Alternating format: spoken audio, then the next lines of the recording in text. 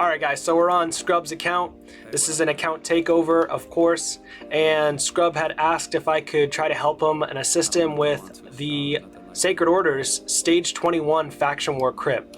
So first, I want to showcase the Dark Fae boss that he used because he recently just beat Dark Fae. Congrats.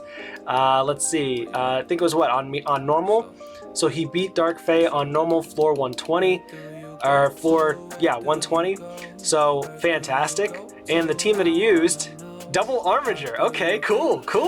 Alright, so he used double Armiger, Geomancer, and he used Foley. Foley is definitely really good for those waves. And then he also used our trusty High Katoon. So this is the champion that you get at like 45 days in playing or something like that. So very good champion early game, mid game, and into the late game as well. Let's go ahead into Faction War here. So we've got stage 21 to go. And let's see what team he's got going on. He's got some pretty good champs here. So he also has Deacon Armstrong with the Awakening 2-star. That's pretty cool. Mr. Armstrong is at 208 speed, 238 accuracy, which is totally fine. I guess it would just depend on the kit. So if he has a stun set, then he's golden. Let's take a peek. You might actually be good to go. Yeah, he's in a stun set. I think you might be able to beat this. Do you have all your champs built? So based on faction, you've got, oh, you have Godseeker Aniri as well. Oh, Godseeker Aniri is a beast. 2400 defense, 197 speed. Honestly, with Godseeker Aniri, you might actually just beat it with her. And then you can use Inquisitor Shamal. The only thing I would say is that, does he need accuracy? I don't have Inquisitor Shamal, but I know he can remove fears, right? Whenever an ally receives fear or true fear, skill always instantly removes the debuff and fills the ally's turn meter by 15%. So that's pretty cool. And he hits hard too. He hits really hard. So even with this kit right here, he'd probably be fine, just like this. And then I would use him for turn meter depletion. I would use Deacon. I think you might be able to do it right now. And then I would use Sanguinia for healing. Okay, so you don't use his A2 for the True Fears. So 279 accuracy. I mean, all your team is pretty diesel, bro. Oh, you also have a stun set on Phoenix, which is even just as good. It's actually awesome. So it's the stun sets that you need, Phoenix, to kill those side ads for the boss. So honestly, this might just be the easiest takeover I've ever done. Because you have perfect champs and perfect builds, pretty much. Near perfect. I would just take out him, put in Deacon in the lead for speed aura, so they're going faster. Take a look at Mordecai. Mordecai's built. This boy is thick. That boy thick. Okay, so then with this one, this boss does, what does this boss do? I forget. The blue boss attacks all enemies, 40% chance of placing a fear. So then Inquisitor Shamal, if we have Inquisitor Shamal, that's going to be super helpful. He's good for turn meter depletion. So Inquisitor Shamal might be a little bit better because of the passive ability. Whenever an ally receives a fear debuff, instantly removes and increases turn meter, so that's just more turn meter.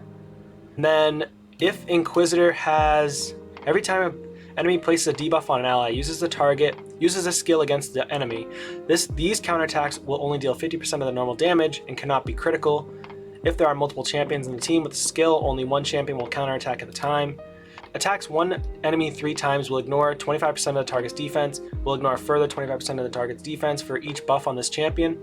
Places a true fear debuff on all enemies for 1 turn if this attack kills an enemy.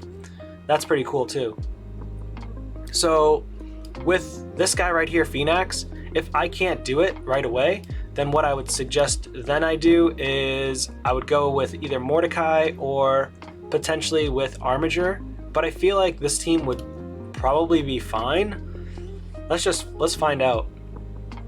I mean, ultimately, you have a pretty good team here already. Let's just set it up here real quick.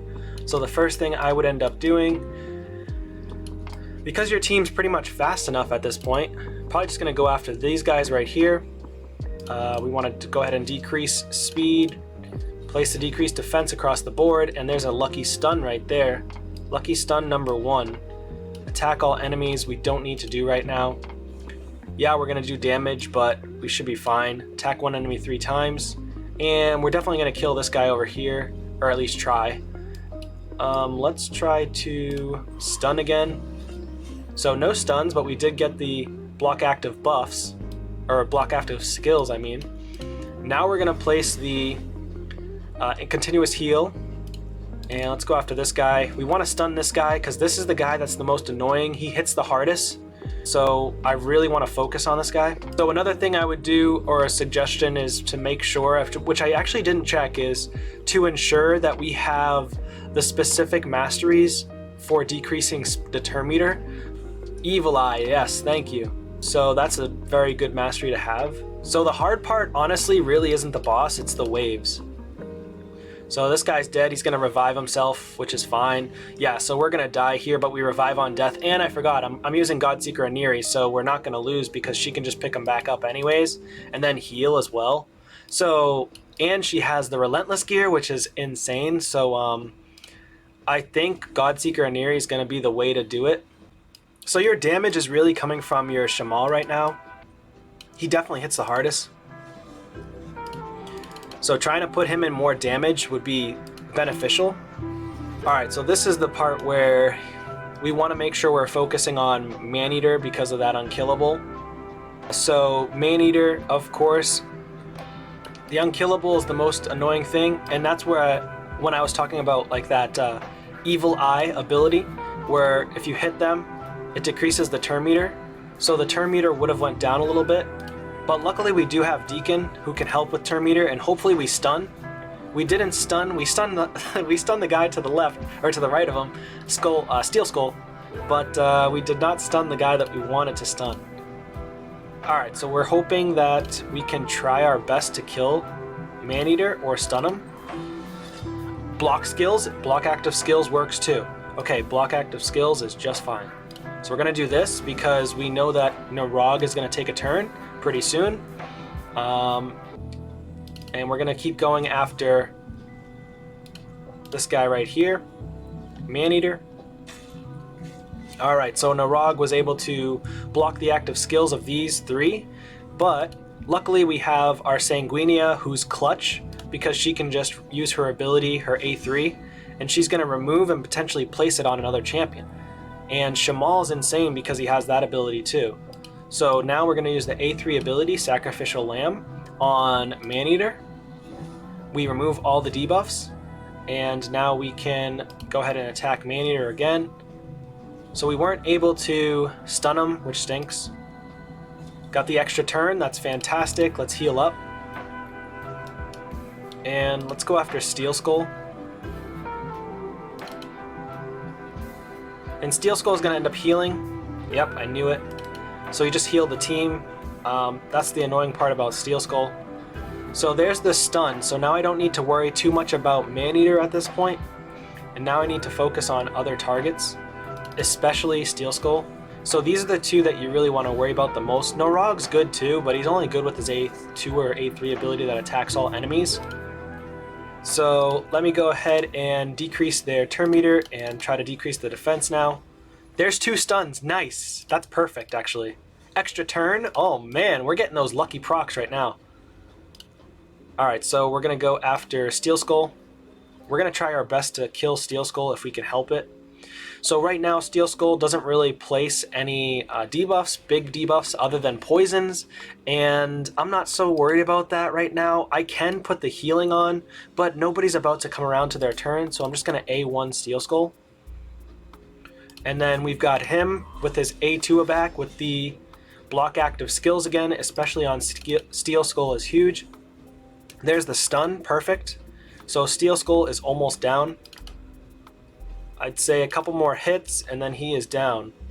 We definitely want to go ahead and put the heal And let's start going after Maneater again. There's another stun. Boom. That's why the stun sets are ridiculous. So even if the stun sets are low level, the stun set is going to be better just because you're going to be able to stun the targets that you need to stun more often than you think. So let's see. So this one here, boom. Let's start going after this guy who hits pretty hard. Oh, that's Draco? I thought that was baby Drake. I didn't know that was real Drake. Drake? Good thing we're attacking him so many times. Not a ton of damage, but better than nothing. Alright, we really need to go after our Maneater over here. Maybe we can stun Drake. Nope. Let's go for the heal. And we got an extra turn. And let's do it. Boom, boom, boom.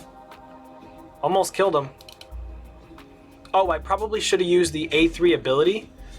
That was not very smart of me. Because he's going to take a turn and he hits hard. He hits really hard. Let's decrease their turn meter at the right time here. Boom. There we go. Maneater is down. There we go. Shamal. Good job, buddy. Alright, so this team is ridiculous. So the reason why this boss is hard is because of the ability with the True Fear. And then mainly this right here. Attacks one enemy with 2 random allies and places a block damage buff on this champion for 1 turn if all allies are dead. Allies joining the attack use their default skills. This one on the left hits hard. So you got to be very careful with getting wiped out by them. And so what I first do is use this ability, and then I do this. Now obviously his ability is going to drop off, but I need to get that decreased defense out. We didn't land it on the boss, which is a surprise. Now we're going to start hitting hard over here at Zargala. Let's try to do this and block their skills and try to stun. We didn't stun, unfortunately. So we're just going to keep hitting Zargala. And we're going to first take out the side adds. And the goal is to try to take out these side adds with our Phoenix. Decrease defense. I didn't place it. Let's go after this right one. Alright, now we can kill this side add. Dead, block revived. And we're going to go ahead and do this. So we're almost done here. Honestly, I could probably full auto the rest of it and be fine. I just want to make sure I block this side add too, just in case. She killed him. Let's just go ahead and full auto. Let's see what happens. I think you're good. I think we've just beaten Sacred Order stage 21, but yeah, you just putting on those 2 stun sets makes a massive difference. Yeah, so you could see he didn't revive the other side ad, which is nice. And on full auto, they attack the side ad anyways, unless you aim directly on the boss. Let's just aim on the boss now. There's the block revive. Now we're cooking. So once the boss goes, then we're just trying to do as much damage as possible. Yeah, Shamal is literally a cheat code against this boss. He is a cheat code. Alright, I mean, we're just about done with this. First attempt, and we're golden. This was literally like a dream takeover account. You had the right champs, the right gear. There you go, man. You got yourself Faction Crypts Stage 21 Sacred Orders complete.